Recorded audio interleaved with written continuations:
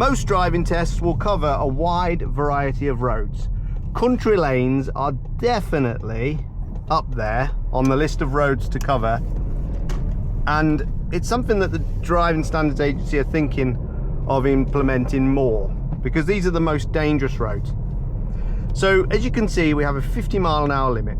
Now I'm going to check the mirror, I'm going to start to accelerate and work up my gears. Now all the while I'm thinking about what could be just around the corner.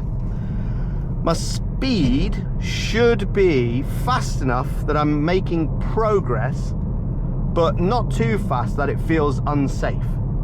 So I'm thinking about things that I can see ahead of me, like if there's any driveways, if there's any bends, if there's, you know, any narrow sections, if there's any turns, anything that could cause me to change speed.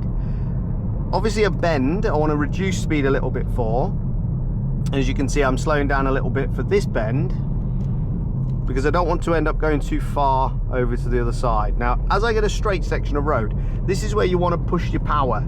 Show the examiner that you're confident to get up to speed, and then that means that you're less likely to get a serious fault when you go a little bit too slow through narrow sections. Look how narrow this is though.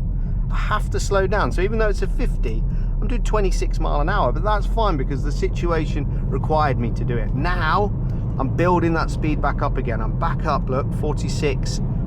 Now because this bend is particularly sharp and I can see the warning signs, I'm going to come down to gear 3. What this allows me to do is obviously come into the bend a little bit slower, but also to accelerate out. It's important to also mention mirrors. I am checking my mirrors regularly, but you probably can't see that in the head movement. But check mirrors before you accelerate or before you brake, or you're entering a particularly bad bend. Here again, I'm slowing down. Again, I'm going a reasonable speed for the situation.